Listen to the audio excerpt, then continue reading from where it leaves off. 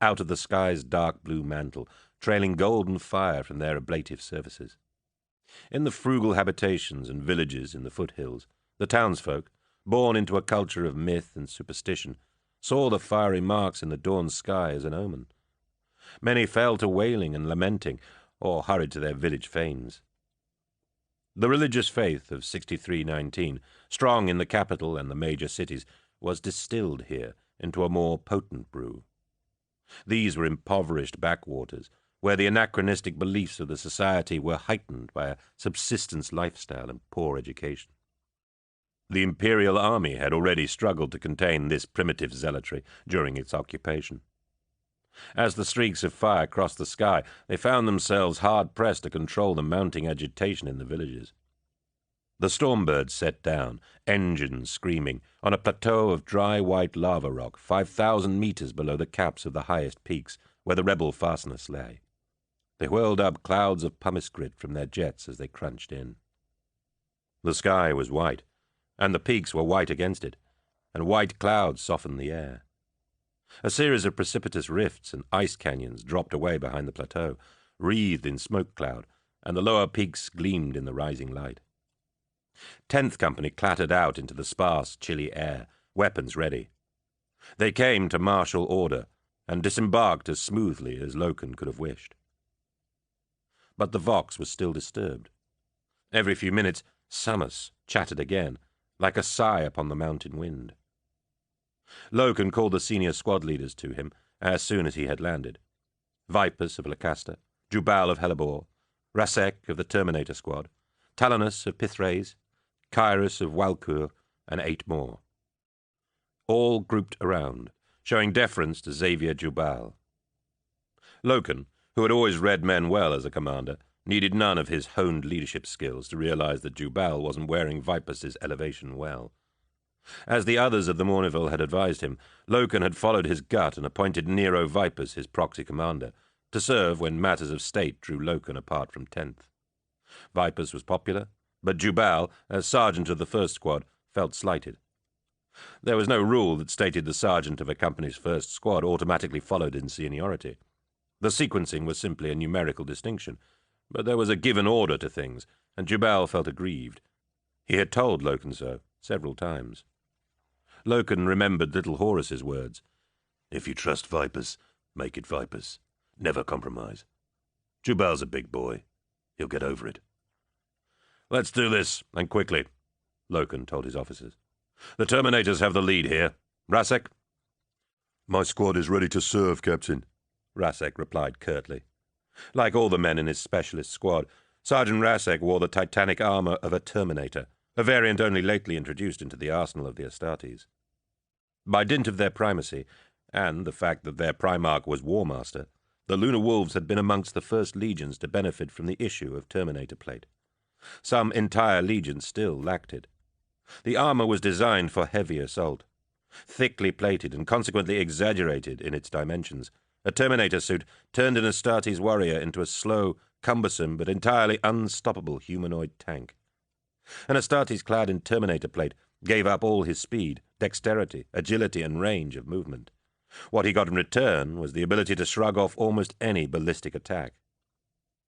Rasek towered over them in his armor, dwarfing them as a Primarch dwarfs Astartes, or an Astartes dwarfs mortal men.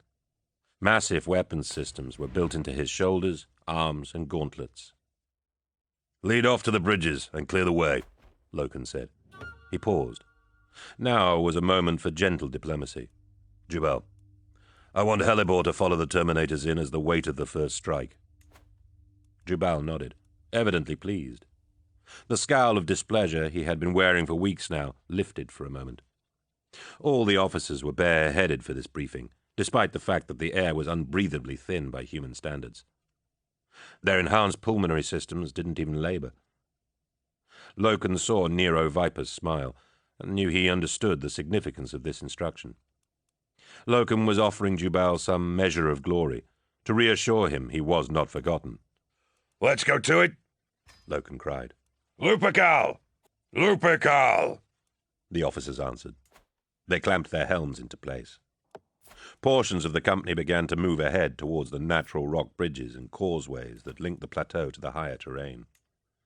Army regiments, swaddled in heavy coats and rebreathers against the cold, thin air, had moved up onto the plateau to meet them from the town of Kashiri in the lower gorge. "Kashiri is at compliance, sir," an officer told Loken, his voice muffled by his mask, his breathing pained and ragged. "The enemy has withdrawn to the high fortress." Loken nodded, gazing up at the bright crags looming in the white light. "We'll take it from here," he said. "They're well armed, sir," the officer warned. "Every time we've pushed to take the rock bridges, they've killed us with heavy cannon. We don't think they have much in the way of numerical weight, but they have the advantage of position. It's a slaughter ground, sir, and they have the cross-draw on us. We understand the insurgents are being led by an invisible called Rikus, or Riker. We'll take it from here," Loken repeated. "I don't need to know the name of the enemy before I kill him." He turned. "Jubal, Vipers, form up and move ahead." "Just like that?" the army officer asked sourly. 6 weeks we've been here, slogging it out. The body toll like you wouldn't believe. And you?" "We're Astartes," Loken said. "You're relieved." The officer shook his head with a sad laugh. He muttered something under his breath. Loken turned back and took a step towards the man, causing him to start in alarm. No man liked to see the stern eye slits of a lunar wolf's impassive visor turn to regard him. "What did you say?" Loken asked. Nothing, sir."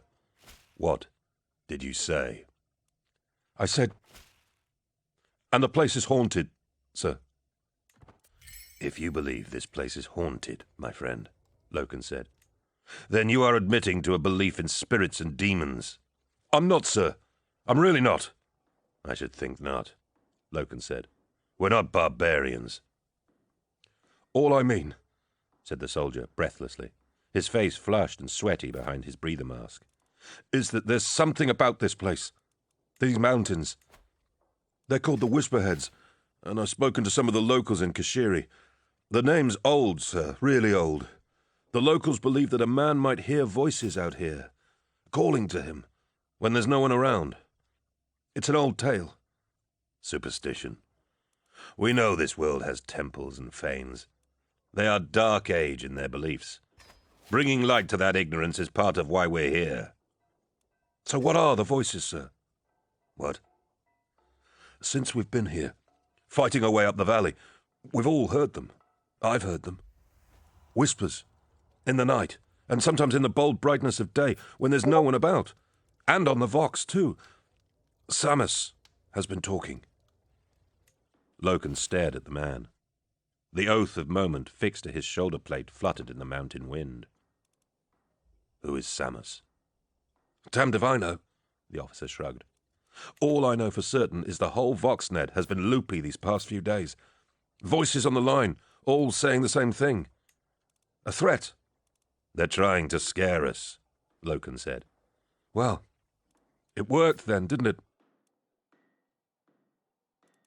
Loken walked out across the plateau in the biting wind, between the parked stormbirds.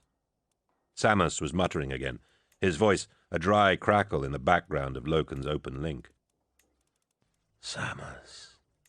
That's the only name you'll hear. I'm Samus.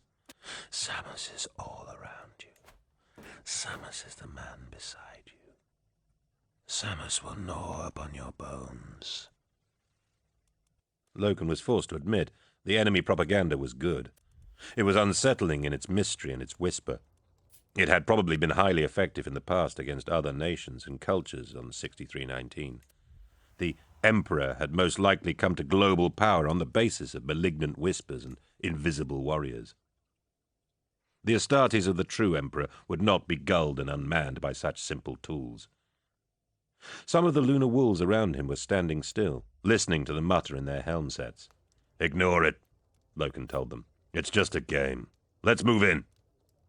Rasek's lumbering terminators approached the rock bridges, arches of granite and lava that linked the plateau to the fierce verticality of the peaks. These were natural spans left behind by the action of ancient glaciers. Corpses, some of them reduced to desiccated mummies by the altitude, littered the plateau shelf and the rock bridges. The officer had not been lying. Hundreds of army troopers had been cut down in the various attempts to storm the high fortresses. The field of fire had been so intense, their comrades had not been able even to retrieve their bodies. "Advance!" Loken ordered. Raising their storm bolters, the Terminator squad began to crunch out across the rock bridges, dislodging white bone and rotten tunics with their immense feet. Gunfire greeted them immediately, blistering down from invisible positions up in the crags. The shots spanked and whined off the specialized armor. Heads set, the Terminators walked into it, shrugging it away, like men walking into a gale wind. What had kept the army at bay for weeks and cost them dearly merely tickled the Legion warriors. This would be over quickly, Loken realized. He regretted the loyal blood that had been wasted needlessly. This had always been a job for the Astartes. The front ranks of the Terminator squad, halfway across the bridges, began to fire. Bolters and inbuilt heavy weapon systems unloaded across the abyss, blitzing las shots and storms of explosive munitions at the upper slopes. Hidden positions and fortifications exploded, and limp, tangled bodies tumbled away into the chasm below in flurries of rock and ice. Samus began his worrying again. Samus, that's the only name you'll hear. Samus, it means the end and the death. Samus, I am Samus. Samus is all around you. Samus is the man beside you. Samus will gnaw upon your bones. Look out. Samus is here. "Advance!" Loken cried. "And please, someone, shut that bastard up!" "And who's Samus?" Borodin Flora asked. The Remembrances, with an escort of army troopers and servitors, had just disembarked from their lander into the bitter cold of a township called Kashiri. The cold mountains swooped up beyond them into the mist. The area had been securely occupied by Varvarus's troopers and war machines. The party stepped into the light, all of them giddy and breathless from the altitude. Keela was calibrating her picta against the harsh glare, trying to slow her desperate breath rate. She was annoyed. They'd set down in a safe zone, a long way back from the actual fighting area. There was nothing to see. They were being handled. The town was a bleak outcrop of longhouses in a lower gorge below the peaks. It looked like it hadn't changed much in centuries. There were opportunities for shots of rustic dwellings or parked army war machines, but nothing significant. The glaring light had a pure quality, though. There was a thin rain in it. Some of the servitors had been instructed to carry the Remembrances' bags, but the rest were fighting to keep parasol canopies upright over the heads of the party in the crosswind. Keela felt they all looked like some idle gang of aristos on a grand tour, exposing themselves not to risk, but to some vague, stage-managed version of danger. "Where are the Astartes?" she asked. "When do we approach the war zone?" "Never mind that," Flora interrupted. "Who is Samus?" "Samus?" Sinderman asked, puzzled. He had walked a short distance away from the group beside the lander into a scrubby stretch of white grass and sand, from where he could overlook the misty depth of the rain-swept gorge. He looked small, as if he was about to address the canyon as an audience. "I keep hearing it," Flora insisted, following him. He was having trouble catching a breath. Flora wore an earplug so he could listen in to the military's Vox traffic. "I heard it too," said one of the protection squad soldiers from behind his fogged rebreather. "The Vox has been playing up," said another. "All the way down to the surface," said the officer in charge. "Ignore it. Interference." "I've been told it's been happening for days here," Van Crasten said. "It's nothing," said Sinderman. He looked pale and fragile, as if he might be about to faint from the airlessness. "The captain says it's scare tactics," said one of the troopers. "The captain is surely right," said Sinderman. He took out his data slate and connected it to the fleet archive base. As an afterthought, he uncoupled his rebreather mask and set it to his face, sucking in oxygen from the compact tank strapped to his hip. After a few moments' consultation, he said, "Oh, that's interesting." "What is?" asked Keela. "Nothing. It's nothing. The captain is right. Spread yourselves out, please, and look around. The soldiers here will be happy to answer any questions. Feel free to inspect the war machines." The remembrancers glanced at one another and began to disperse. Each one was followed by an obedient servitor with a parasol and a couple of grumpy soldiers. "We might as well not have come," Keeler said. "The mountains are splendid," Sark said. "Bugger the mountains. Other worlds have mountains. Listen." They listened. A deep, distant booming rolled down the gorge to them. The sound of a war happening somewhere else. Keeler nodded in the direction of the noise. "That's where we ought to be. I'm going to ask the iterator why we're stuck here." "Best of luck," said Sark. Cinderman had walked away from the group to stand under the eaves of one of the mountain town's crude longhouse dwellings. He continued to study his slate. The mountain wind nodded the tusks of dry grass sprouting from the white sand around his feet. Rain pattered down. Keeler went over to him. 2 soldiers and a servitor with a parasol began to follow her. She turned to face them. "Don't bother," she said. They stopped in their tracks and allowed her to walk away, alone. By the time she reached the iterator, she was sucking on her own oxygen supply. Cinderman was entirely occupied with his data slate. She held off with her complaint for a moment, curious. "There's something wrong, isn't there?" she asked, quietly. "No, not at all," Cinderman said. "You found out what Samus is, haven't you?" He looked at her and smiled. "Yes. You're very tenacious, Euphrates." "Born that way. What is it, sir?" Cinderman shrugged. "It's silly," he said, showing her the screen of the data slate. "The background history we've already been able to absorb from this world features the name Samus and the Whisperheads. It seems this is a sacred place to the people of 6319, a wholly haunted place where the alleged barrier between reality and the spirit world is at its most permeable. This is intriguing. I am endlessly fascinated by the belief systems and superstitions of primitive worlds." "What does your slate tell you, sir?" Keeler asked. "It says—" This is quite funny. I suppose it would be scary if one actually believed in such things. It says that the Whisperheads are the one place on this world where the spirits walk and speak. It mentions Samus as chief of those spirits. Local and very ancient legend tells how one of the emperors battled and restrained a nightmarish force of devilry here.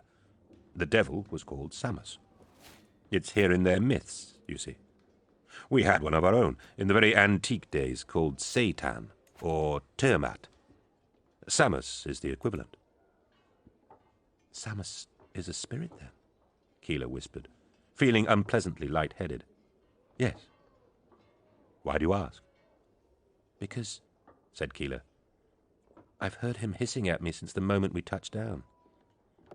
And I don't have a Vox."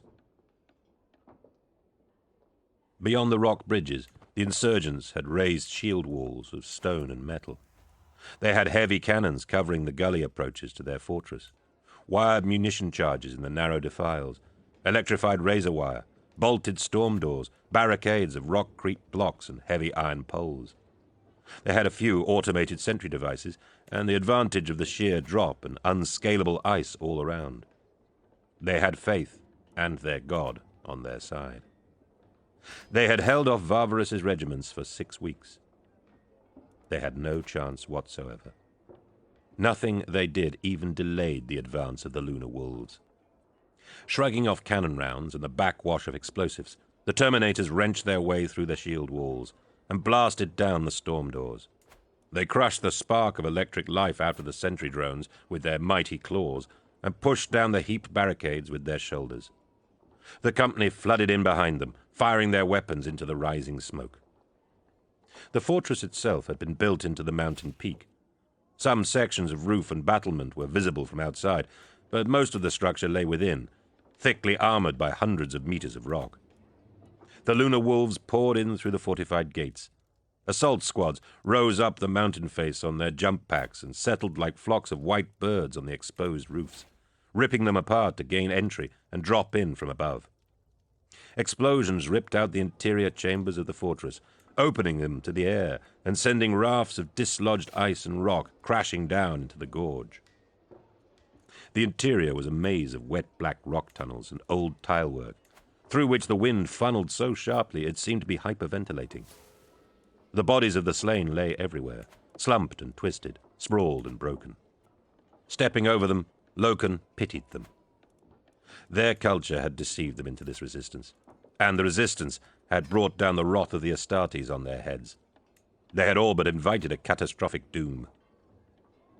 Terrible human screams echoed down the windy rock tunnels, punctuated by the door-slam bangs of bolter fire.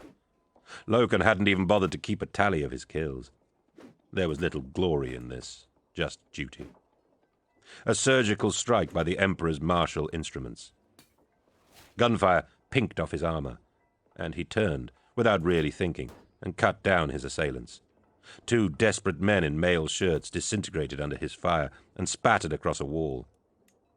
He couldn't understand why they were still fighting.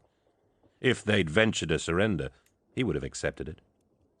That way, he ordered, and a squad moved up past him into the next series of chambers. As he followed them, a body on the floor at his feet stirred and moaned. The insurgent, smeared in his own blood and gravely wounded, looked up at Loken with glassy eyes. He whispered something. Loken knelt down and cradled his enemy's head in one massive hand. What did you say? Bless me, the man whispered. I can't. Please, say a prayer and commend me to the gods. I can't. There are no gods. Please. The other world will shun me if I die without a prayer. I'm sorry, Loken said. You're dying. That's all there is. Help me, the man gasped. Of course, Loken said.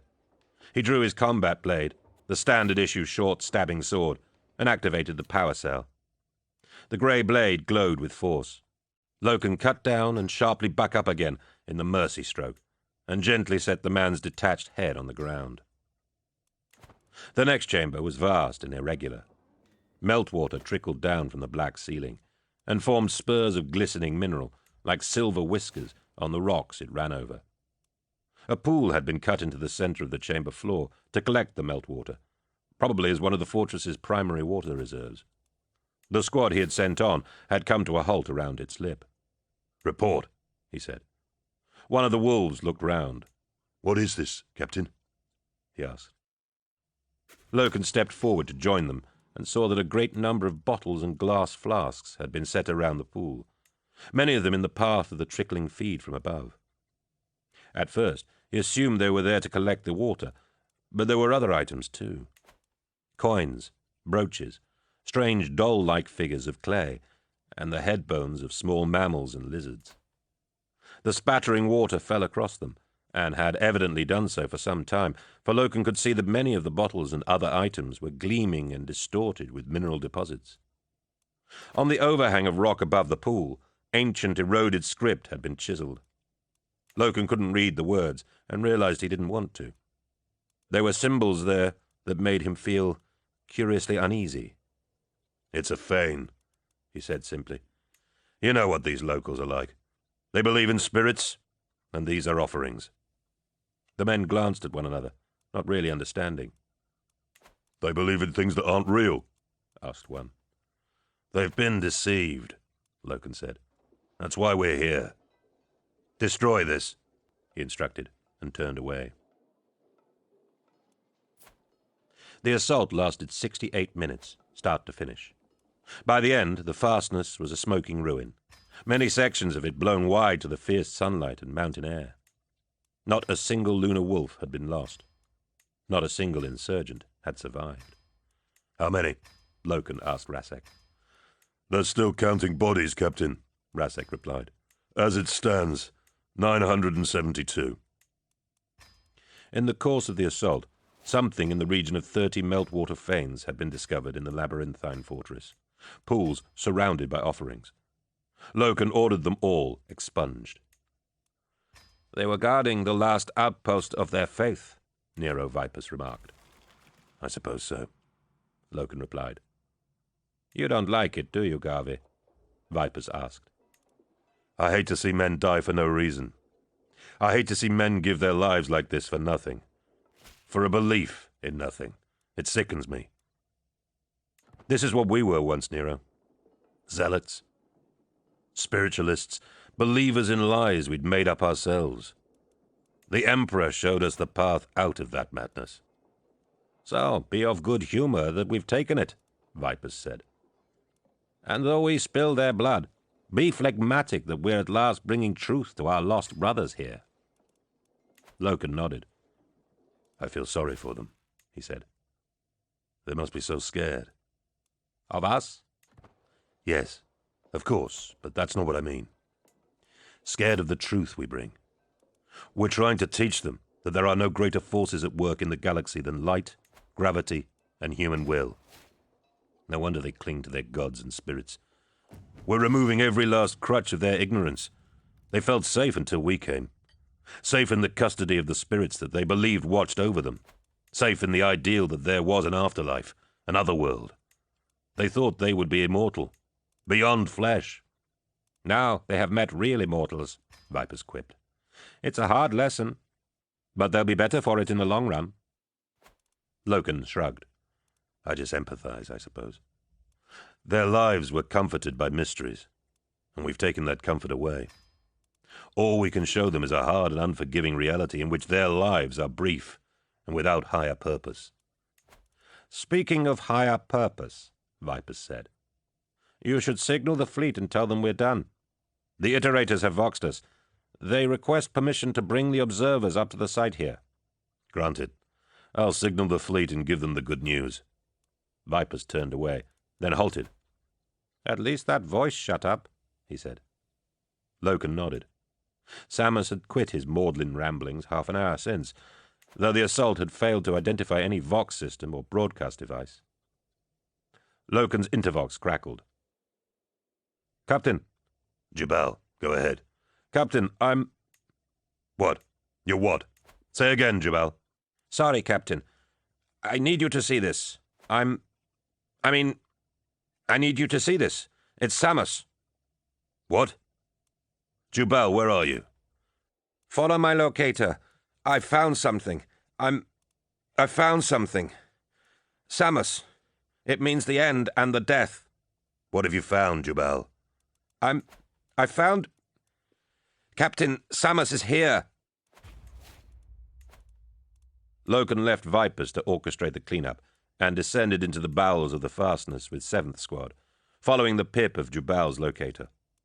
7th Squad, Breakspur Tactical Squad, was commanded by Sergeant Udon, one of Loken's most reliable warriors. The locator led them down to a massive stone well in the very basement of the fortress, deep in the heart of the mountain. They gained access to it via a corroded iron gate built into a niche in the dark stone. The dank chamber beyond the gate was a natural vertical split in the mountain rock, a slanting cavern that overlooked a deep fault where only blackness could be detected. A pier of old stone steps arced out over the abyss, which dropped away into the very bottom of the mountain. Meltwater sprinkled down the glistening walls of the cavern well. The wind whined through invisible fissures and vents. Xavier Jubal was alone at the edge of the drop.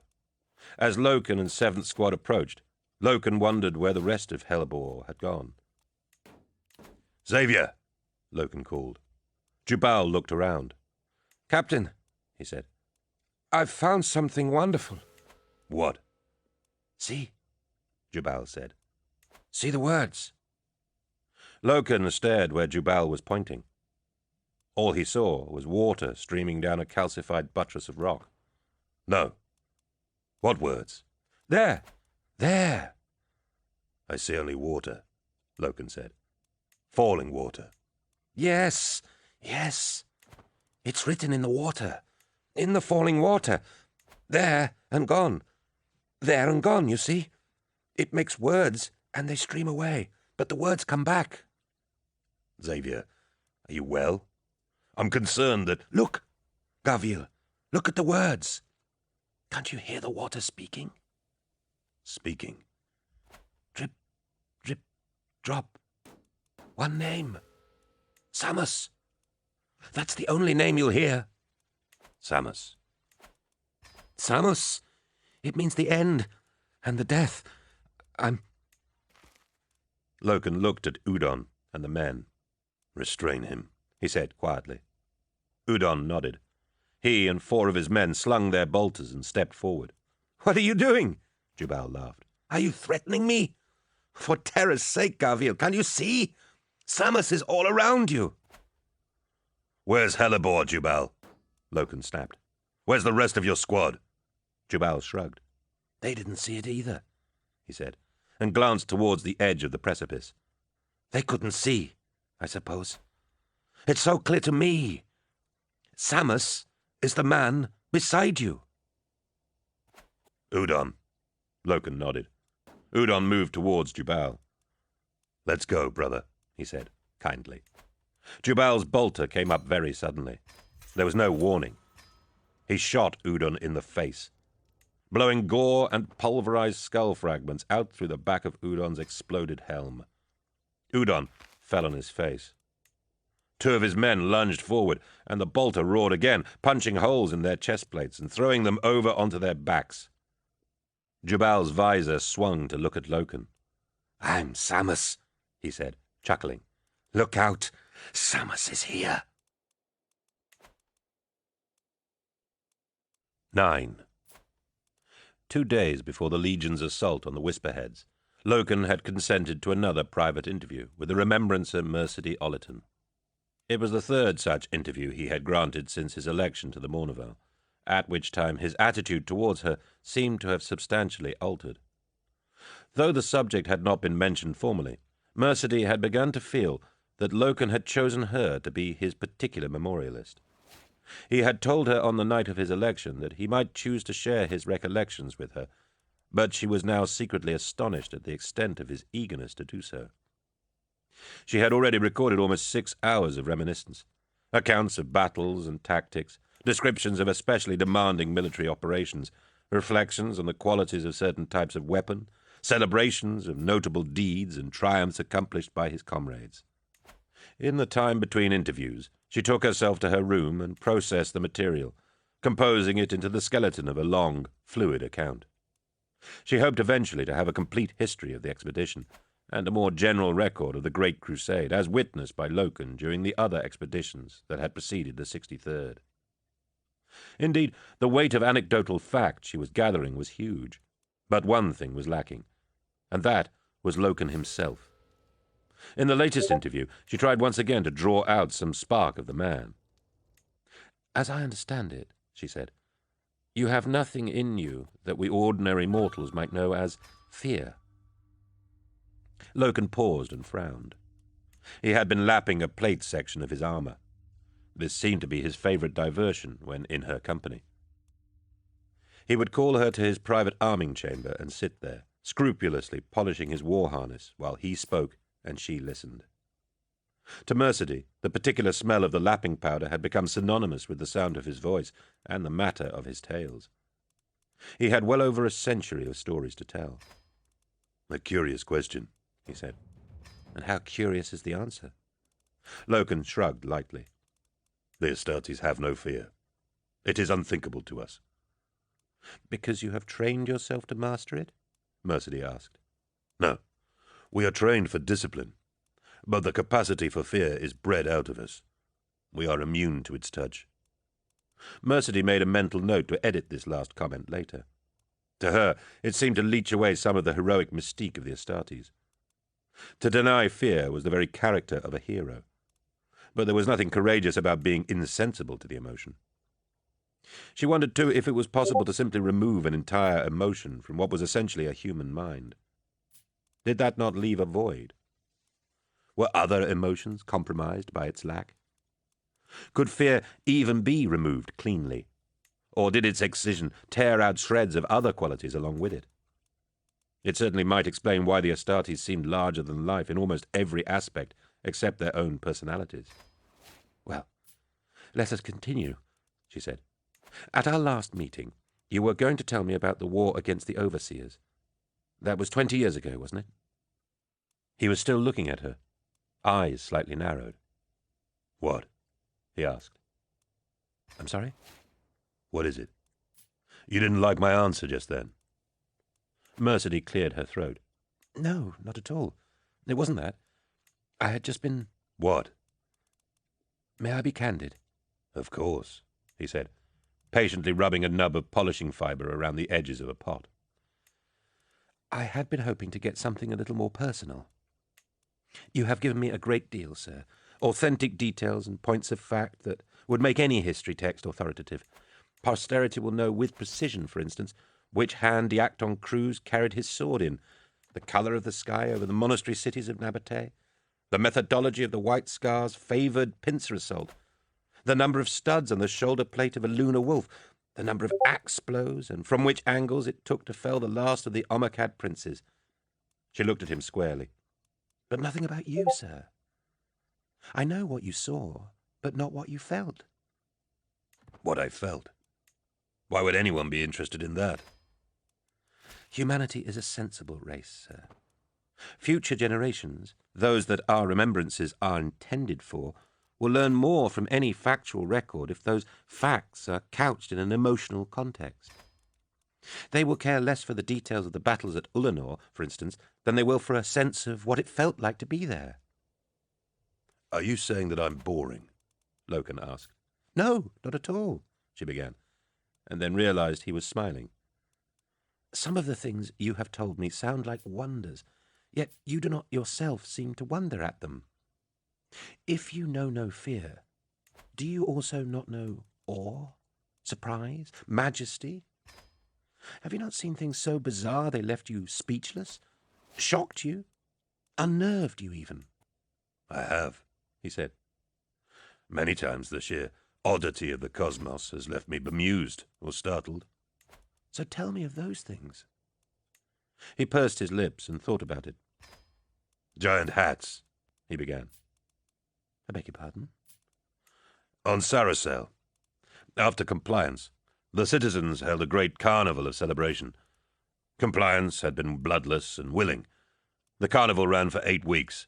The dancers in the streets wore giant hats of ribbon and cane and paper, each one fashioned into some gaudy form, a ship, a sword and fist, a dragon, a sun. They were as broad across as my span. Loken spread his arms wide. I do not know how they balanced them, or suffered their weight, but day and night they danced along the inner streets of the main city, these garish forms weaving and bobbing and circling, as if carried along on a slow flood, quite obscuring the human figures beneath. It was an odd sight. I believe you. It made us laugh. It made Horace laugh to see it. Was that the strangest thing you ever knew? No. Let's see. The method of war on Kalek gave us all pause. This was 80 years ago. The Kalekid were a grotesque alien kind, of a manner you might describe as reptilian. They were greatly skilled in the arts of combat, and rose against us angrily the moment we made contact. Their world was a harsh place. I remember crimson rock and indigo water. The commander, this was long before he was made war master, expected a prolonged and brutal struggle, for the Kalekid were large and strong creatures. Even the least of their warriors took 3 or 4 bolt rounds to bring down. We drew forth upon their world to make war, but they would not fight us. How so? We did not comprehend the rules they fought by.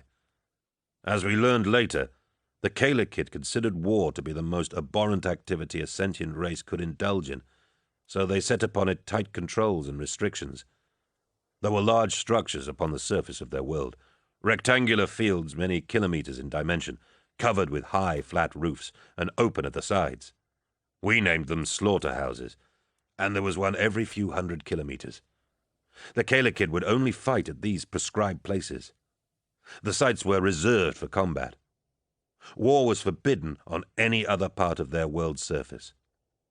They were waiting for us to meet them at a slaughterhouse and decide the matter. How bizarre. What was done about it? We destroyed the Kalekid, he said, matter-of-factly. Oh, she replied, with a tilt of her abnormally long head. It was suggested that we might meet them and fight them by the terms of their rules, Loken said. There may have been some honor in that, But Malagast, I think it was, reasoned that we had rules of our own which the enemy chose not to recognize. Besides, they were formidable. Had we not acted decisively, they would have remained a threat, and how long would it have taken them to learn new rules or abandon old ones? Is an image of them recorded? Mercedy asked. Many, I believe. The preserved cadaver of one of their warriors is displayed in this ship's Museum of Conquest, and since you ask what I feel, sometimes it is sadness. You mentioned the overseers, a story I was going to tell. That was a long campaign, and one which filled me with misery. As he told the story, she sat back, occasionally blink-clicking to store his image. He was concentrating on the preparation of his armor, but she could see sadness behind that concern. The overseers, he explained, were a machine race, and, as artificial sentience, quite beyond the limits of imperial law. Machine life, untempered by organic components, had long been outlawed by both the Imperial Council and the Mechanicum. The overseers, commanded by a senior machine called the Archdroid, inhabited a series of derelict, crumbling cities on the world of Dahinta. These were cities of fine mosaics, which had once been very beautiful indeed, but extreme age and decay had faded them. The overseers scuttled amongst the mouldering piles, fighting a losing battle of repair and refurbishment in a single-minded obsession to keep the neglected cities intact. The machines had eventually been destroyed after a lasting and brutal war in which the skills of the Mechanicum had proved invaluable. Only then was the sad secret found. The overseers were the product of human ingenuity, Loken said. Humans made them? Yes. Thousands of years ago, perhaps even during the last age of technology, Dahinta had been a human colony, home to a lost branch of our race, where they had raised a great and marvelous culture of magnificent cities, with thinking machines to serve them. At some time, and in a manner unknown to us, the humans had become extinct. They left behind their ancient cities, empty but for the deathless guardians they had made. It was most melancholy and passing strange. Did the machines not recognize men? She asked. All they saw were the Astartes, lady, and we did not look like the men they had called master. She hesitated for a moment, then said, I wonder if I shall witness so many marvels as we make this expedition. I trust you will, and I hope that many will fill you with joy and amazement rather than distress. I should tell you sometime of the great triumph after Ulanor. That was an event that should be remembered. I look forward to hearing it. There is no time now. I have duties to attend to. One last story, then?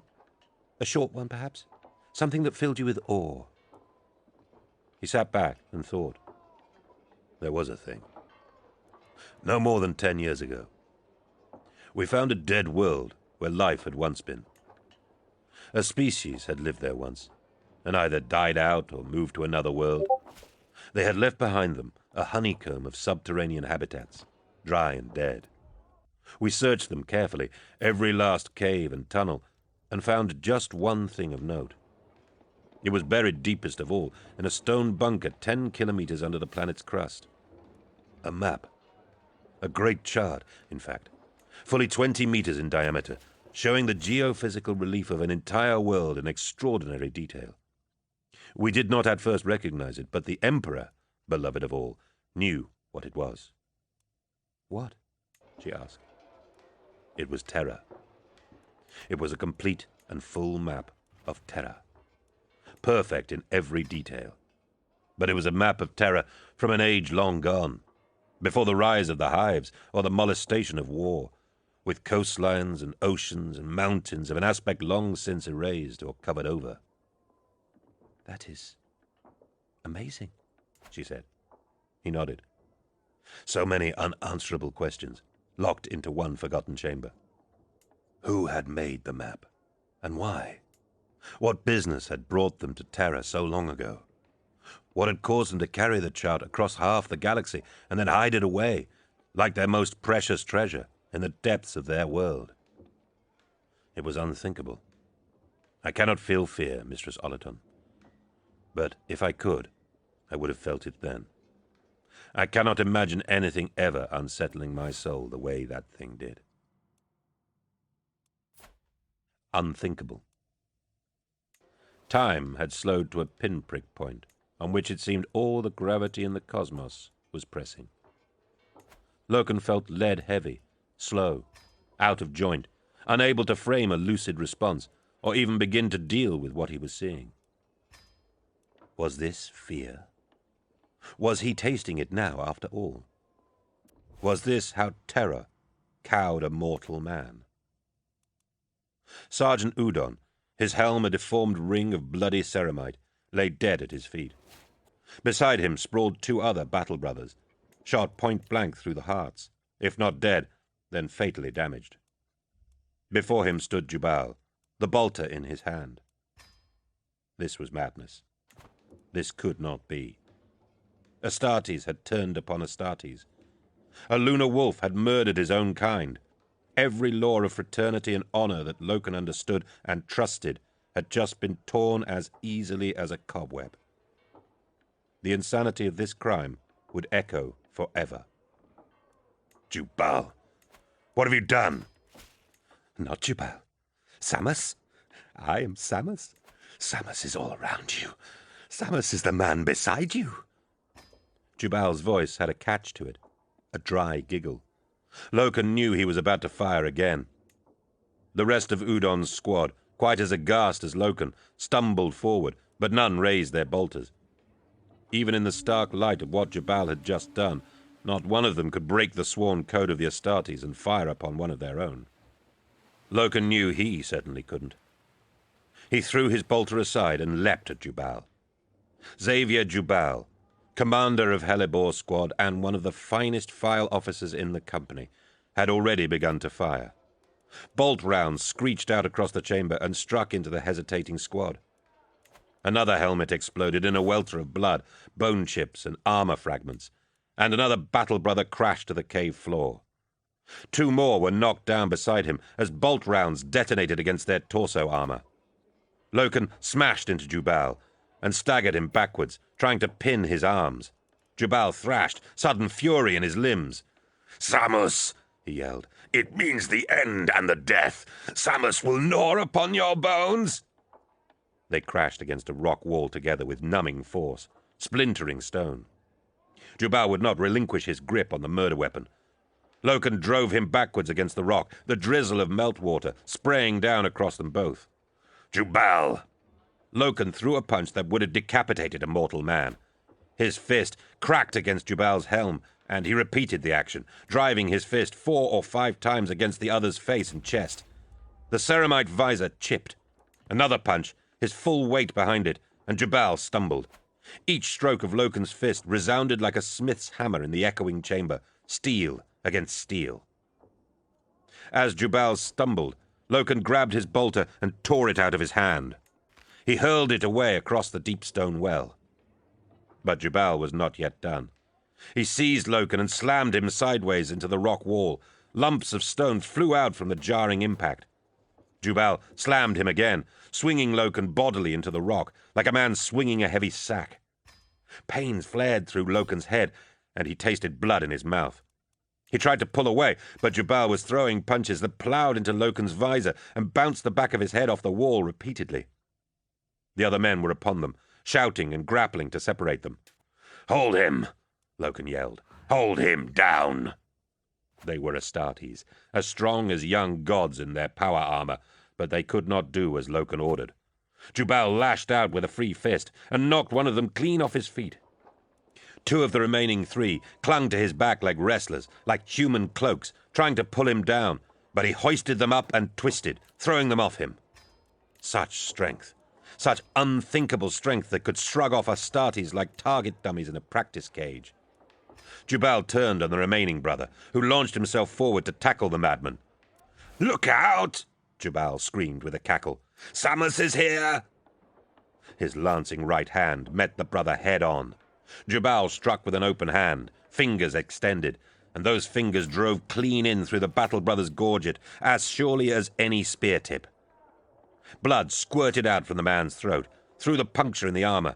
Jubal ripped his hand out, and the brother fell to his knees, choking and gurgling, blood pumping in profuse, pulsing surges from his ruptured throat. Beyond any thought of reason now, Loken hurled himself at Jubal, but the berserker turned and smacked him away with a mighty backhand slap. The power of the blow was stupendous, far beyond anything even an Astartes should have been able to wield.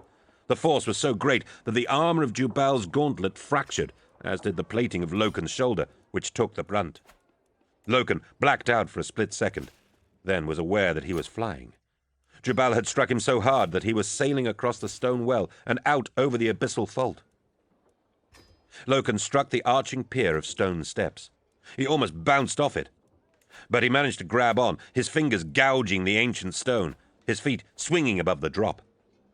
Meltwater poured down in a thin rain across him, making the steps slick and oily with mineral wash. Loken's fingers began to slide. He remembered dangling in a similar fashion over the tower lip in the Emperor's palace, and snarled in frustrated rage. Fury pulled him up. Fury and an intense passion that he would not fail the War Master. Not in this. Not in the face of this terrible wrong. He hauled himself upright onto the pier. It was narrow, no wider than a single path where men could not pass if they met. The gulf, black as the outer void, yawned below him. His limbs were shaking with effort. He saw Jubal. He was charging forward across the cavern to the foot of the steps, drawing his combat blade. The sword glowed as it powered into life. Loken wrenched out his own sword. Falling meltwater hissed and sparked as it touched the active metal of the short, stabbing blade. Jubal bounded up the steps to meet him, slashing with his sword. He was raving still, in a voice that was in no way his own any longer. He struck wildly at Loken, who hopped back up the steps and then began to deflect the strikes with his own weapon. Sparks flashed, and the blades struck one another like the tolling of a discordant bell. Height was not an advantage in this fight, as Loken had to hunch low to maintain his guard. Combat swords were not dueling weapons. Short and double-edged, they were made for stabbing, for battlefield onslaught. They had no reach or subtlety. Jubal hacked with his like an axe, forcing Loken to defend. Their blades cut falling water as they scythed, sizzling and billowing steam into the air. Loken prided himself on maintaining a masterful discipline and practice of all weapons. He regularly clocked 6 or 8 hours at a time in the flagship's practice cages. He expected all of the men in his command to do likewise. Xavier Jubal, he knew, was foremost a master with daggers and sparring axes, but no slouch with the sword. Except today. Jubal had discarded all his skill, or had forgotten it in the flush of madness that had engulfed his mind. He attacked Loken like a maniac, in a frenzy of savage cuts and blows. Loken was likewise forced to dispense with much of his skill in an effort to block and parry. 3 times Loken managed to drive Jubal back down the pier a few steps, but always the other man retaliated and forced Loken higher up the arch. Once, Loken had to leap to avoid a low slice, and barely regained his footing as he landed. In the silver downpour, the steps were treacherous, and it was as much a fight to keep balance as to resist Jubal's constant assault.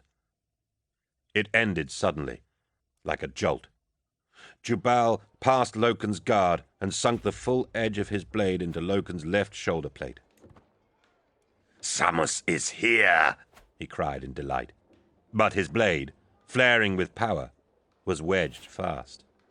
"Samus is done," Loken replied, and drove the tip of his sword into Jubal's exposed chest. The sword punched clean through, and the tip emerged through Jubal's back. Jubal wavered, letting go of his own weapon, which remained transfixed through Loken's shoulder guard. With half-open, shuddering hands, he reached at Loken's face, not violently, but gently, as if imploring some mercy or even aid. Water splashed off them and streamed down their white plating. "Samus," he gasped. Loken wrenched his sword out. Jubal staggered and swayed, the blood leaking out of the gash in his chestplate, diluting as soon as it appeared and mixing with the drizzle, covering his belly plate and thigh armor with a pink stain. He toppled backwards, crashing over and over down the steps, in a windmill of heavy, loose limbs. 5 meters from the base of the pier, his headlong career bounced him half off the steps, and he came to a halt, legs dangling, partly hanging over the chasm, gradually sliding backwards under his own weight. Loken heard the slow squeal of armor scraping against slick stone. He leapt down the flight to reach Jubal's side. He got there just moments before Jubal slid away into oblivion. Loken grabbed Jubal by the edge of his left shoulder plate and slowly began to heave him back onto the pier. It was almost impossible. Jubal seemed to weigh 1 billion tons. The 3 surviving members of Breakspur Squad stood at the foot of the steps, watching him struggle. "Help me!" Loken yelled. "To save him?" One asked. "Why?" Asked another. "Why would you want to?" "Help me!" Loken snarled again. They didn't move. In desperation, Loken raised his sword and stabbed it down, spearing Jubal's right shoulder to the steps. So pinned, his slide was arrested. Loken hauled Jubal's body back onto the pier. Panting, Loken dragged off his battered helm and spat out a mouthful of blood. "Get Vipers," he ordered. "Get him now." By the time they were conducted up to the plateau, there wasn't much to see, and the light was failing. Euphrates took a few random pics of the parked stormbirds and the cone of smoke lifting off the broken crag, but she didn't expect much from any of them. It all seemed drab and lifeless up there. Even the vista of the mountains around them was insipid. "Can we see the combat area?" she asked Cinderman. "We've been told to wait." "Is there a problem?" He shook his head. It was an I-don't-know kind of shake. Like all of them, he was strapped into his rebreather, but he looked frail and tired. It was eerily quiet. Groups of lunar wolves were trudging back to the stormbirds from the fastness, and army troops had secured the plateau itself. The remembrancers had been told that a solid victory had been achieved, but there was no sign of jubilation. "Oh, it's a mechanical thing," Cinderman said when Euphrates questioned him. "This is just a routine exercise for the Legion. A low-key action, as I said before we set out. I'm sorry if you're disappointed."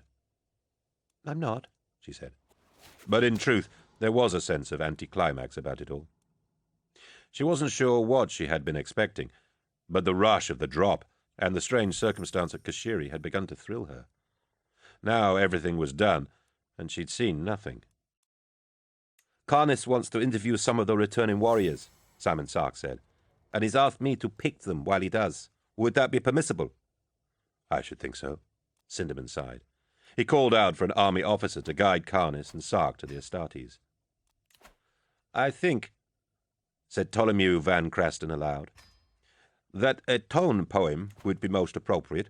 Full symphonic composition would overwhelm the atmosphere, I feel." Euphrates nodded, not really understanding. "A minor key, I think. E or A, perhaps. I'm taking with the title The Spirits of the Whisperheads, or perhaps The Voice of Samos. What do you think?" She stared at him. "I'm joking," he said with a sad smile. "I have no idea what I'm supposed to respond to here, or how. It all seems so dour."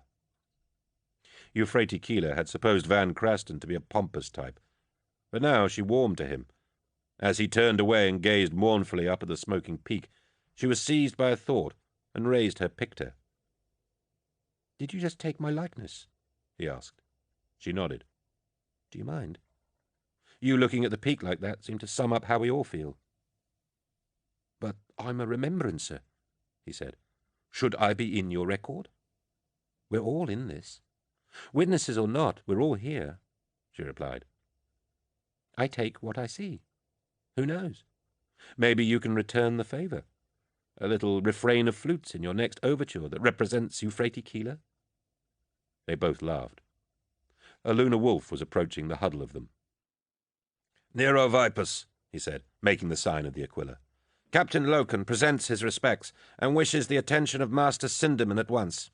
"I'm Cinderman," the elderly man replied. "Is there some problem, sir?" "I've been asked to conduct you to the captain," Vipers replied. "This way, please." The pair of them moved away, Cinderman scurrying to keep up with Vipers' great strides. What is going on? Van Crasten asked. His voice hushed. I don't know. Let's find out, Keeler replied. Follow them? Oh, I don't think so. I'm game, said Borodin Flora. We haven't actually been told to stay here. They looked round. Twell had sat himself down beside the prow landing strut of a Stormbird and was beginning to sketch with charcoal sticks on a small pad. Carnis and Sark were busy elsewhere. Come on, said Euphrates Keeler. Vipers led Cinderman up into the ruined fastness. The wind moaned and whistled through the grim tunnels and chambers. Army troopers were clearing the dead from the entry halls and casting them into the gorge, but still Vipers had to steer the Iterator past many crumpled, exploded corpses. He kept saying such things as, I'm sorry you had to see that, sir, and look away to spare your sensibilities. Cinderman could not look away. He had iterated loyally for many years, but this was the first time he had walked across a fresh battlefield. The sights appalled him and burned themselves into his memory. The stench of blood and ordure assailed him. He saw human forms burst and brutalized, and burned beyond any measure he had imagined possible. He saw walls sticky with blood and brain matter, fragments of exploded bone, weeping marrow, body parts littering the blood-soaked floors. Terror, he breathed, over and again. This was what the Astartes did. This was the reality of the Emperor's crusade. Mortal hurt on a scale that passed belief. terror, He whispered to himself. By the time he was brought to Loken, who awaited him in one of the fortress's upper chambers, the word had become terror, without him realizing it. Loken was standing in a wide, dark chamber beside some sort of pool. Water gurgled down one of the black, wet walls, and the air smelled of damp and oxides. A dozen solemn lunar wolves attended Loken, including one giant fellow in glowering Terminator armor, but Loken himself was bareheaded. His face was smudged with bruises. He'd removed his left shoulder guard, which lay beside him on the ground, stuck through with a short sword. You have done such a thing, Cinderman said, his voice small. I don't think I'd quite understood what you Astartes were capable of. But now Quiet, Loken said bluntly. He looked at the lunar wolves around him and dismissed them with a nod. They filed out past Cinderman, ignoring him. Stay close, Nero, Loken called. Stepping out through the chamber door, Vipers nodded. Now the room was almost empty. Cinderman could see that a body lay beside the pool. It was the body of a lunar wolf, limp and dead, his helm off, his white armor mottled with blood. His arms had been lashed to his trunk with climbing cable. I don't, Cinderman began. I don't understand, Captain. I was told there had been no losses. Loken nodded slowly. That's what we're going to say. That will be the official line. The 10th took this fortress in a clean strike, with no losses, and that's true enough. None of the insurgents scored any kills, not even a wounding. We took 1,000 of them to their deaths. But this man... Loken looked at Cinderman. His face was troubled, more troubled than the Iterator had ever seen before. What is it, Gaviel? He asked. Something has happened, Loken said. Something so unthinkable that I... He paused and looked at Jubal's bound corpse. I have to make a report, but I don't know what to say. I have no frame of reference. I'm glad you are here, Kirill. You of all people. You have steered me well over the years. I like to think that. I need your counsel now. Cinderman stepped forward and placed his hand on the giant warrior's arm. You may trust me with any matter, Gaviel. I'm here to serve. Loken looked down at him. This is confidential. Utterly confidential. I understand. There have been deaths today. 6 brothers of Breakspur Squad, including Udon. Another barely clinging to life. And Hellebore. Hellebore has vanished, and I fear they are dead too. This can't be. The insurgents couldn't have. They did nothing. This is Xavier Jubal, Loken said, pointing towards the body on the floor. He killed the men, he said simply. Cinderman rocked back as if slapped. He blinked. He what? I'm sorry, Garville. I thought for a moment you said he. He killed the men. Jubal killed the men.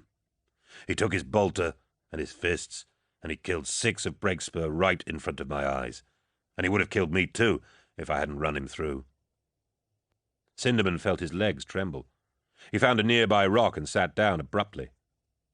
Terror, he gasped. Terror is right. Astartes do not fight Astartes. Astartes do not kill their own. It is against all the rules of nature and man. It is counter to the very gene code the Emperor fused into us when he wrought us. There must be some mistake, Cinderman said. No mistake. I saw him do it. He was a madman. He was possessed. What? Steady now. You look to old terms, Garville. Possession is a spiritualist word that he was possessed. He claimed he was Samos. Oh. You've heard the name, then? I've heard the whisper. That was just enemy propaganda, wasn't it? We were told to dismiss it as scare tactics. Loken touched the bruises on his face, feeling the ache of them. So I thought. Iterator, I'm going to ask you this once. Are spirits real? No, sir. Absolutely not. So we are taught, and thus we are liberated. But could they exist? This world is lousy with superstition and temple fanes. Could they exist here? No, Cinderman replied more firmly. There are no spirits, no demons, no ghosts in the dark edges of the cosmos. Truth has shown us this. I've studied the archive, Kirill, Loken replied. Samos was the name the people of this world gave to their arch-fiend. He was imprisoned in these mountains, so their legends say. Legends, Garville. Only legends. Myths. We have learned much during our time amongst the stars, and the most pertinent of those things is that there is always a rational explanation, even for the most mysterious events. And Astartes draws his weapon and kills his own, whilst claiming to be a demon from hell. Rationalize that, sir. Cinderman rose. Calm yourself, Garville, and I will. Loken didn't reply. Cinderman walked over to Jubal's body and stared at it. Jubal's open, staring eyes were rolled back in his skull and utterly bloodshot. The flesh of his face was drawn and shriveled, as if he had aged 10,000 years. Strange patterns, like clusters of blemishes or moles, were visible on the painfully stretched skin. These marks, said Cinderman. These vile signs of wasting. Could they be the traces of disease or infection? What? Loken asked. A virus, perhaps. A reaction to toxicity. A plague. Astartes are resistant, Loken said. To most things, but not to everything. I think this could be some contagion. Something so virulent that it destroyed Jubal's mind along with his body. Plagues can drive men insane and corrupt their flesh. Then why only him? Asked Loken. Cinderman shrugged. Perhaps some tiny flaw in his gene code. But he behaved as if possessed, Loken said, repeating the word with brutal emphasis. We've all been exposed to the enemy's propaganda. If Jubal's mind was deranged by fever, he might simply have been repeating the words he'd heard. Loken thought for a moment. You speak a lot of sense, Kirill, he said. Always? A plague. Loken nodded. It's a sound explanation. You've suffered a tragedy today, Garville, but spirits and demons played no part in it. Now, get to work. You need to lock down this area in quarantine and get a Medicaid task force here. There may yet be further outbreaks. Non-Astartes, such as myself, might be less resistant, and poor Jubal's corpse may yet be a vector for disease. Cinderman looked back down at the body. "Great terror," he said. "He has been so ravaged. I weep to see this waste." With a creak of dried sinew, Jubal raised his head and stared up at Cinderman with blood-red eyes. "Look out," he wheezed. Euphrates Keeler had stopped taking pics. She stowed away her picture.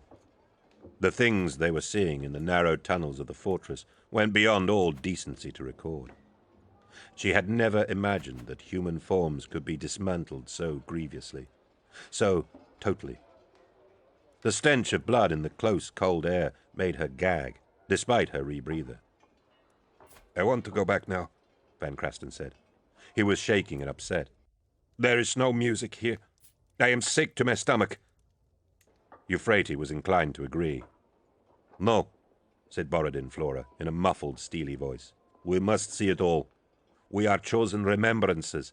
This is our duty." Euphrates was quite sure Flora was making an effort not to throw up, but she warmed to the sentiment. This was their duty. This was the very reason they had been summoned, to record and commemorate the crusade of man, whatever it looked like. She tugged her picture back out of its carry bag and took a few tentative shots. Not of the dead, for that would be indecent, but of the blood on the walls, the smoke fuming in the wind along the narrow tunnels, the piles of scattered spent shell cases littering the black-flecked ground. Teams of army troopers moved past them, lugging bodies away for disposal. Some looked at the three of them curiously. "Are you lost?" one asked. "Not at all. We're allowed to be here," Flora said. "Why would you want to be?" the man wondered. Euphrates took a series of long shots of troopers, almost in silhouette, gathering up body parts at a tunnel junction. It chilled her to see it, and she hoped her pics would have the same effect on her audience. "I want to go back," Van Crasten said again. "Don't stray, or you'll get lost," Euphrates warned. "I think I might be sick," Van Crasten admitted. He was about to retch when a shrill, harrowing scream echoed down the tunnels. "What the hell was that?" Euphrates whispered. Jubal rose. The ropes binding him sheared and split, releasing his arms. He screamed, and then screamed again. His frantic wails soared and echoed around the chamber. Cinderman stumbled backwards in total panic. Loken ran forward and tried to restrain the reanimating madman. Jubal struck out with one thrashing fist and caught Loken in the chest. Loken flew backwards into the pool with a crash of water. Jubal turned, hunched. Saliva dangled from his slack mouth, and his bloodshot eyes spun like compasses at true north. "Please, oh, please," Cinderman gabbled, backing away. "Look out." The words crawled sluggishly out of Jubal's drooling mouth. He lumbered forward. Something was happening to him, something malign and catastrophic. He was bulging, expanding so furiously that his armor began to crack and shatter. Sections of broken plate split and fell away from him, exposing thick arms swollen with gangrene and fibrous growths. His taut flesh was pallid and blue. His face was distorted, puffy and livid, and his tongue flopped out of his rotting mouth, long and serpentine. He raised his meaty, distended hands triumphantly, exposing fingernails grown into dark hooks and psoriatic claws. "Samus is here," he drawled. Cinderman fell on his knees before the misshapen brute. Jubal reeked of corruption and sore wounds. He shambled forward. His form flickered and danced with blurry yellow light, as if he was not quite in phase with the present. A bolter round struck him in the right shoulder and detonated against the rindy integument his skin had become. Shreds of meat and gobbets of pus sprayed in all directions. In the chamber doorway, Nero vipers took aim again. The thing that had once been Xavier Jubal grabbed Cinderman and threw him at Vipers. The pair of them crashed backwards against the wall, Vipers dropping his weapon in an effort to catch and cushion Cinderman and spare the frail bones of the elderly iterator. The Jubal thing shuffled past them into the tunnel, leaving a noxious trail of dripped blood and wretched, discoloured fluid in its wake. Euphrates saw the thing coming for them and tried to decide whether to scream or raise her pictor. In the end, she did both. Van Crasten lost control of his bodily functions and fell to the floor in a puddle of his own manufacture. Borodin Flora just backed away, his mouth moving silently. The Jubal thing advanced down the tunnel towards them. It was gross and distorted, its skin stretched by humps and swellings. It had become so gigantic that what little remained of its pearl-white armor dragged behind it like metal rags. Strange puncta and moles marked its flesh. Jubal's face had contorted into a dog snout, wherein his human teeth stuck out like stray ivory markers, displaced by the thin, transparent crop of needle fangs that now infested his mouth. There were so many fangs that his mouth could no longer close. His eyes were blood pools. Jerky, spasmodic flashes of yellow light surrounded him, making vague shapes and patterns. They caused Jubal's movements to seem wrong, as if he was a picked-feed image, badly cut and running slightly too fast. He snatched up Ptolemy Van Crasten and dashed him like a toy against the walls of the tunnel, back and forth, with huge, slamming, splattering effect, so that when he let go, little of Ptolemy still existed above the sternum. "Oh, terror!" Keeler cried, retching violently. Borodin Flora stepped past her to confront the monster, and made the defiant sign of the Aquila. "Begone!" he cried out. "Begone!" The Jubal thing leaned forward, opened its mouth to a hitherto unimaginable width, revealing an unguessable number of needle teeth, and bit off Borodin Flora's head and upper body. The remainder of his form crumpled to the floor, ejecting blood like a pressure hose. Euphrates Keeler sank to her knees. Terror had rendered her powerless to run. She accepted her fate, largely because she had no idea what it was to be. In the final moments of her life, she reassured herself that at least she hadn't added to brutal death the indignity of wetting herself in the face of such incomprehensible horror. 10. "You killed it?" "Yes," said Loken, gazing at the dirt floor, his mind somewhere else. "You're sure?" Loken looked up out of his reverie. "What?" "I need you to be sure," Abaddon said. "You killed it?" "Yes." Loken was sitting on a crude hardwood stool in one of the longhouses in Kashiri. Night had fallen outside, bringing with it a keening, malevolent wind that shrieked around the gorge and the Whisperhead peaks. A dozen oil lamps lit the place with a feeble ochre glow. "We killed it. Nero and I together, with our bolters. It took 90 rounds at full auto. It burst and burned, and we used a flamer to cremate all that remained." Abaddon nodded. "How many people know?" "About that last act?" "Myself, Nero, Cinderman, and the Remembrancer Keeler. We cut the thing down just before it bit her in half. Everyone else who saw it is dead." "What have you said?" "Nothing, Ezekiel." "That's good." "I've said nothing because I don't know what to say." Abaddon scooped up another stool and brought it over to sit down facing Loken. Both were in full plate, their helms removed. Abaddon hunched his head low to catch Loken's eyes. "I'm proud of you, Gaviel. You hear me? You dealt with this well." "What did I deal with?" Loken asked, somberly. "The situation. Tell me, before Jubal rose again, who knew of the murders?" "More. Those of Breakspur that survived. All of my officers. I wanted their advice." "I'll speak to them," Abaddon muttered. "This mustn't get out.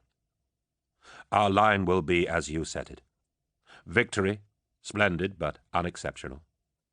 The 10th crushed the insurgents, though losses were taken in 2 squads. But that is war. We expect casualties. The insurgents fought bitterly and formidably to the last. Hellebore and Breakspur bore the brunt of their rage, but 6319 is advanced to full compliance. Glory the 10th, and the lunar wolves, Glory, the War Master. The rest will remain a matter of confidence within the inner circle. Can Cinderman be trusted to keep this close? Of course, though he is very shaken. And the Remembrancer. Keener, was it? Keeler. Euphrates Keeler. She's in shock. I don't know her. I don't know what she'll do, but she has no idea what it was that attacked her. I told her it was a wild beast. She didn't see Jubal change. She doesn't know it was him. Well, that's something. I'll place an injunction on her, if necessary. Perhaps a word will be sufficient. I'll repeat the wild beast story and tell her we're keeping the matter confidential for morale's sake. The remembrances must be kept away from this. 2 of them died. Abaddon got up. A tragic mishap during deployment. A landing accident. They knew the risks they were taking. It will be just a footnote blemish to an otherwise exemplary undertaking. Loken looked up at the first captain. We tried to forget this even happened, Ezekiel. For I cannot, and I will not. I'm saying this is a military incident, and will remain restricted. It's a matter of security and morale, Garviel. You are disturbed, I can see that plainly. Think what needless trauma this would cause if it got out. It would ruin confidence, break the spirit of the expedition, tarnish the entire crusade, not to mention the unimpeachable reputation of the Legion. The longhouse door banged open, and the gale squealed in for a moment before the door closed again. Loken didn't look up. He was expecting Vipers back at any time with the muster reports. "Leave us, Ezekiel," a voice said. It wasn't Vipers. Horus was not wearing his armor. He was dressed in simple foul-weather clothes, a mail shirt and a cloak of furs. Abaddon bowed his head and quickly left the longhouse. Loken had risen to his feet. "Sit, Garviel," Horus said softly. "Sit down. Make no ceremony to me." Loken slowly sat back down, and the War Master knelt beside him. He was so immensely made that, kneeling, his head was on a level with Loken's. He plucked off his black leather gloves and placed his bare left hand on Loken's shoulder. "I want you to let go of your troubles, my son," he said. "I try, sir, but they will not leave me alone." Horus nodded. "I understand." "I have made a failure of this undertaking, sir," Loken said. "Ezekiel says we will put a brave face on it for appearance sake. But even if these events remain secret, I will bear the shame of failing you." "And how did you do that?" "Men died. A brother turned upon his own. Such a manifest sin. Such a crime. You charged me to take this seat of resistance, and I have made such a mess of it that you have been forced to come here in person to—" "Hush," Horus whispered. He reached out and unfixed Loken's tattered oath of moment from his shoulder plate. "Do you, Garviel Loken, accept your role in this?" the War Master read out. "Do you promise to lead your men into the zone of war and conduct them to glory, no matter the ferocity or ingenuity of the foe? Do you swear to crush the insurgents of 6319 despite all they might throw at you? Do you pledge to do honor to the 16th Legion and the Emperor?" "Fine words," Loken said. "They are indeed. I wrote them." "Well, did you, Garviel?" "Did I what, sir?" "Did you crush the insurgents of 6319, despite all they threw at you?" "Well, yes." "And did you lead your men into the zone of war and conduct them to glory, no matter the ferocity or ingenuity of the foe?" "Yes." "Then I can't see how you failed in any way, my son. Consider that last phrase particularly. No matter the ferocity or ingenuity of the foe. When poor Jubal turned, did you give up? Did you flee? Did you cast away your courage? Or did you fight against his insanity and his crime, despite your wonder at it? I fought, sir, Loken said. Throne of Earth, yes, you did. Yes, you did, Loken. You fought. Cast shame out. I will not have it. You served me well today, my son, and I am only sorry that the extent of your service cannot be more widely proclaimed. Loken started to reply, but fell silent instead. Horace rose to his feet and began to pace about the room. He found a bottle of wine amongst the clutter on a wall dresser and poured himself a glass. I spoke to Kirill Sinderman, he said, and took a sip of the wine. He nodded to himself before continuing, as if surprised at its quality. Poor Kirill. Such a terrible thing to endure. He's even speaking of spirits, you know. Sinderman, the arch-prophet of secular truth, speaking of spirits. I put him right, naturally. He mentioned spirits were a concern of yours, too. Kirill convinced me it was a plague at first, but I saw a spirit, a demon, take hold of Xavier Jubal and remake his flesh into the form of a monster. I saw a demon take hold of Jubal's soul and turn him against his own kind.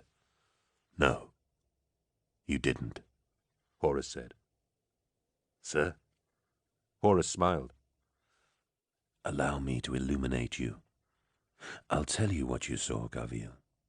It is a secret thing, known to a very few, though the Emperor, beloved of all, knows more than any of us.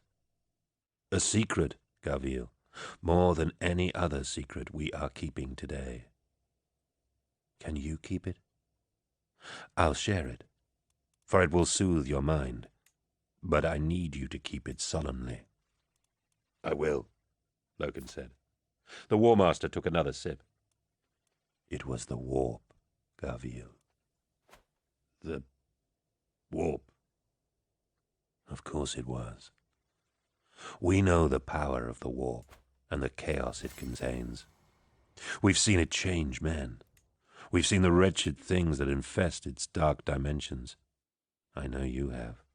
On Eridas, on Syrinx, on the bloody coast of Tassilon, there are entities in the warp that we might easily mistake for demons. Sir, Loken began. I have been trained in the study of the warp. I am well prepared to face its horrors. I have fought the foul things that pour forth from the gates of the Empyrean. And yes, the warp can seep into a man and transmute him. I have seen this happen, but only in Psychers. It is the risk they take, not in Astartes. Do you understand the full mechanism of the warp, Gavil? Horus asked. He raised the glass to the nearest light to examine the color of the wine. No, sir. I don't pretend to. Neither do I, my son. Neither does the Emperor, beloved by all. Not entirely. It pains me to admit that, but it is the truth, and we deal in truths above all else. The warp is a vital tool to us, a means of communication and transport. Without it there would be no Imperium of Man, for there would be no quick bridges between the stars. We use it, and we harness it, but we have no absolute control over it. It is a wild thing that tolerates our presence, but brooks no mastery. There is power in the warp. Fundamental power. Not good, nor evil, but elemental, an anathema to us. It is a tool we use at our own risk. The War Master finished his glass and set it down. Spirits, demons, those words imply a greater power, a fiendish intellect and a purpose, an evil archetype with cosmic schemes and stratagems. They imply a god or gods at work behind the scenes. They imply the very supernatural state that we have taken great pains, through the light of science, to shake off. They imply sorcery and a palpable evil. He looked across at Loken. Spirits, demons, the supernatural, sorcery. These are words we have allowed to fall out of use, for we dislike the connotations. But they are just words. What you saw today, call it a spirit, call it a demon. The words serve well enough. Using them does not deny the clinical truth of the universe as man understands it. There can be demons in a secular cosmos, Garville, just so long as we understand the use of the word. Meaning the warp. Meaning the warp. Why coin new terms for its horrors when we have a bounty of old words that might suit us just as well? We use the words alien and xenos to describe the inhuman filth we encounter in some locales. The creatures of the warp are just aliens too. But they are not life forms as we understand the term. They are not organic. They are extra-dimensional, and they influence our reality in ways that seem sorcerous to us. Supernatural, if you will. So, let's use all those lost words for them. Demons, spirits, possessors, changelings. All we need to remember is that there are no gods out there in the darkness, no great demons and ministers of evil. There is no fundamental, immutable evil in the cosmos. It is too large and sterile for such melodrama. There are simply inhuman things that oppose us, things we were created to battle and destroy. Orcs, Gaikon, Tushepta, Kylekid, Eldar, Jakero, and the creatures of the warp, which are stranger than all, for they exhibit powers that are bizarre to us because of the otherness of their nature. Loken rose to his feet. He looked around the lamp-lit room and heard the moaning of the mountain wind outside. I have seen psychers taken by the warp, sir, he said. I have seen them change and bloat in corruption. But I have never seen a sound man taken. I have never seen an Astartes so abused. It happens, Horus replied. He grinned. Does that shock you? I'm sorry. We keep it quiet. The warp can get into anything, if it so pleases. Today was a particular triumph for its ways. These mountains are not haunted, as the myths report, but the warp is close to the surface here. That fact alone has given rise to the myths. Men have always found techniques to control the warp, and the folk here have done precisely that. They let the warp loose upon you today, and brave Jubal paid the price. Why him? Why not him? He was angry at you for overlooking him, and his anger made him vulnerable. The tendrils of the warp are always eager to exploit such chinks in the mind. I imagine the insurgents hoped that scores of your men would fall under the power they had let loose. But 10th Company had more resolve than that. Samus was just a voice from the chaotic realm that briefly anchored itself to Jubal's flesh. You dealt with it well. It could have been far worse. You're sure of this, sir? Horus grinned again. The sight of that grin filled Loken with sudden warmth. Ingmei Singh, mistress of astropaths, informed me of a rapid warp spike in this region just after you disembarked. The data is solid and substantive. The locals used their limited knowledge of the warp, which they probably understood as magic, to unleash the horror of the Imperium upon you as a weapon. Why have we been told so little about the warp, sir? Loken asked. He looked directly into Horus's wide-set eyes as he asked the question. Because so little is known, the War Master replied. Do you know why I am War Master, my son? Because you are the most worthy, sir. Horus laughed, and, pouring another glass of wine, shook his head. I am War Master, Gavio, because the Emperor is busy. He has not retired to Terra because he is weary of the crusade. He has gone there because he has more important work to do. More important than the crusade? Loken asked. Horus nodded. So he said to me. After Ulanor, he believed the time had come when he could leave the crusading work in the hands of the Primarchs, so that he might be freed to undertake a still higher calling. Which is? Loken waited for an answer, expecting some transcendent truth. What the War Master said was, "I don't know. He didn't tell me. He hasn't told anyone." Horus paused. For what seemed like an age, the wind banged against the longhouse shutters.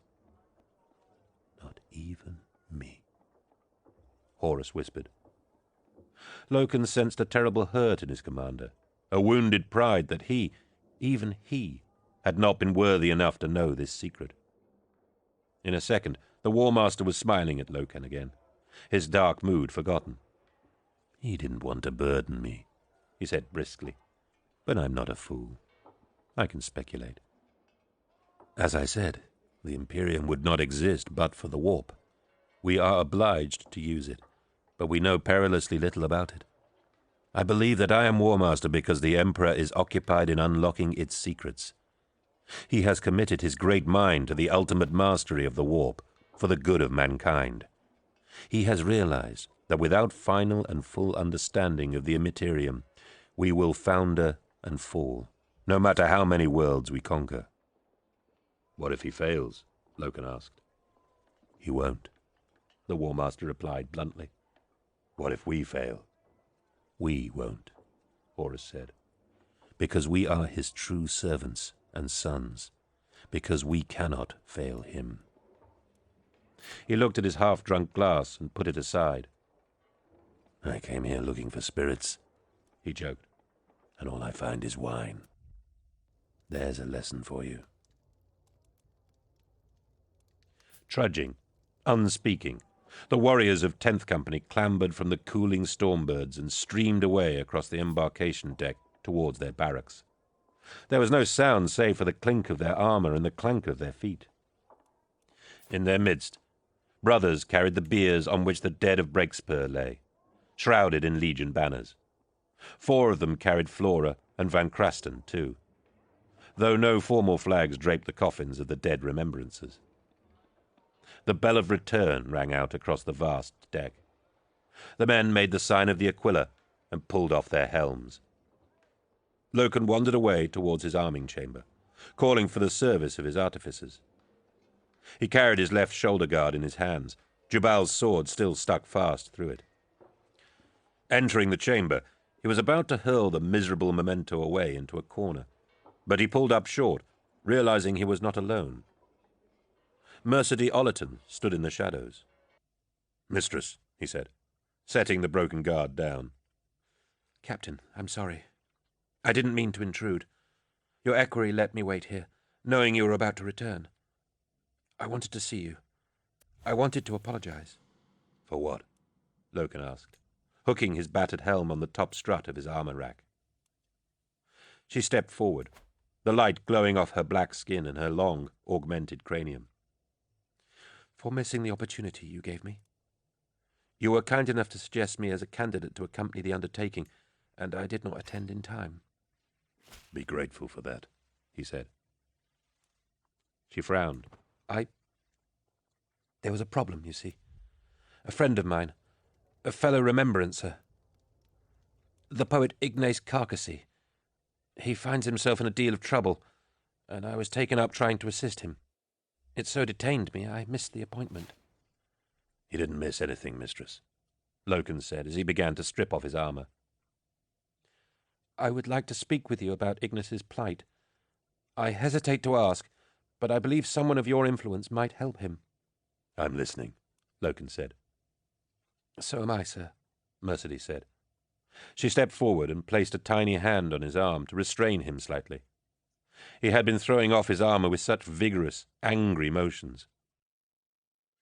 "I am a remembrancer, sir," she said. "Your remembrancer, if it is not too bold to say so. Do you want to tell me what happened on the surface? Is there any memory you would like to share with me?" Loken looked down at her. His eyes were the color of rain. He pulled away from her touch. "No," he said.